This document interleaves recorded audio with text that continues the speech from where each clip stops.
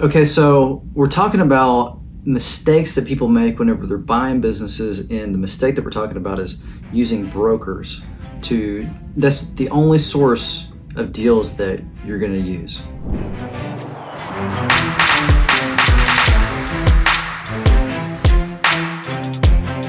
So we're talking today about brokers and just using brokers to find your deals, and it's a big mistake that people make whenever they're going to buy their first business because they don't know how to find private market deals, off market deals, deals that aren't just out there that everybody can get their hands on.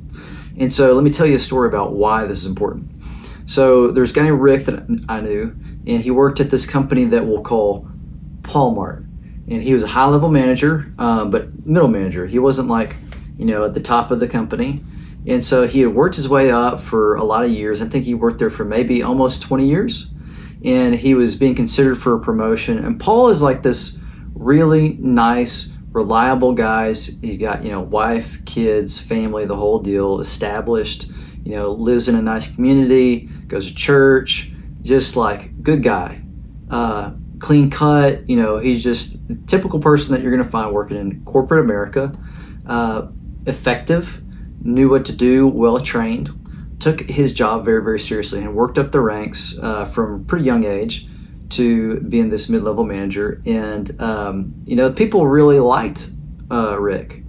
And so he's working at Paulmart, and he's up for this promotion. There's a few people being considered, but basically the word is on the street that he's the guy. And this promotion is going to take him onto this next track within Paulmart, where it's going to be a big career move for him. Big deal for him. He's been looking forward to it for a really long time. His wife's excited about it. Everybody's kind of like expecting this. But he gets into this meeting, and he kind of butts heads with this notorious higher level executive who's a little bit vindictive, a little bit political, and basically whenever the decision comes down of who's going to get hired, it's not Rick. And Rick's furious because he'd been told that this is his to have. He'd worked really hard for this. He had great reviews. Like everything, all signs point to him getting this. But the chance encounter with this executive railroaded him. And hence his life in corporate America. So this happens, and he's reading the paper like a couple weeks later, and he reads about this person who, is a local person, and it's a story about how that person had worked in corporate America and left to go buy a business and grow it and become successful. And so Rick's like, I think that I could do this. I think that I could go buy a company. We got some savings. I could probably get some friends and family money together if I needed to.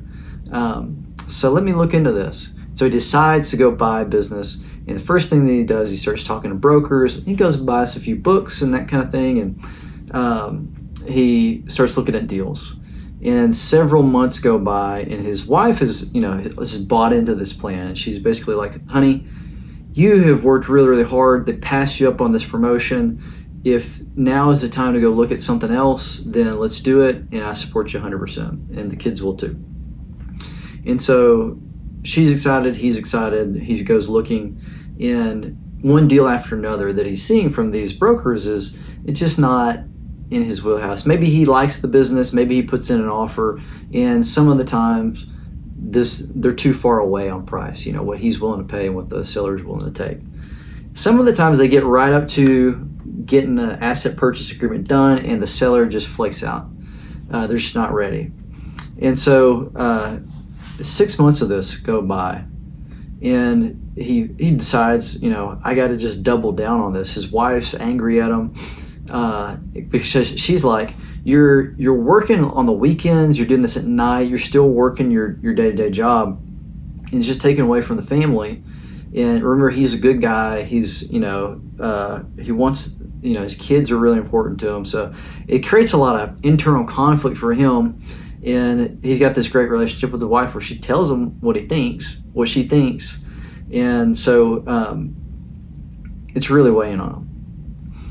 And finally, she's basically looks at him and says, you've been spinning your wheels on this. You've gotten close on a few deals. It's eaten up some of our savings, all the travel that you've had to do, like you've had to spend some money on legal fees, and you don't have anything to show for it.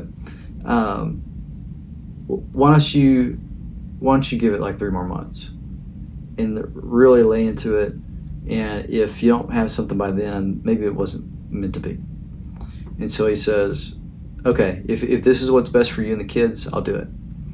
And so he doubles down on contacting more brokers, and he looks at more deals, and he really lays into it. Like this guy is like ultra reliable. Like you would love to have this guy as an employee.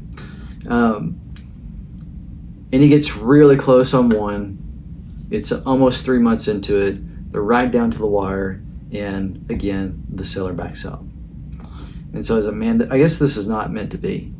And his wife's on the same page. He's like, I don't think that you're going to get anything done based off the number of deals that you looked at, and you've gotten so close on so many.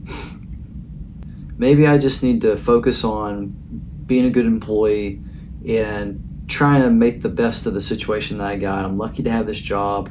I still have opportunities. I might be able to salvage this thing and get the promotion, whenever it comes up. Opportunities come up later. And so he recommits himself to Paul Mart.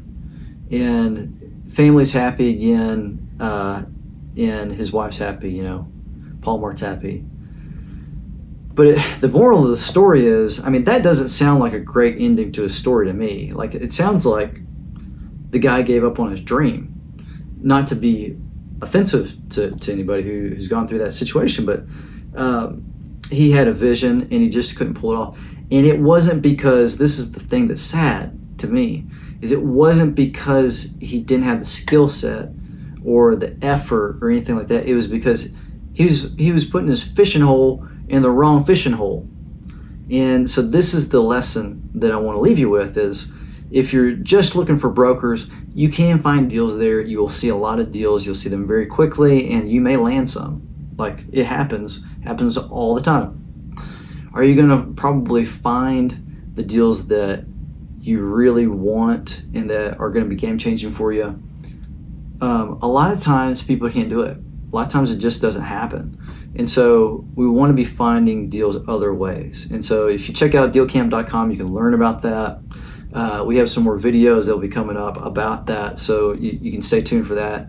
So like, subscribe, share, and if you have any experiences like this or disagree, have a different way of viewing the world, leave us a comment and check out dealcamp.com for more information.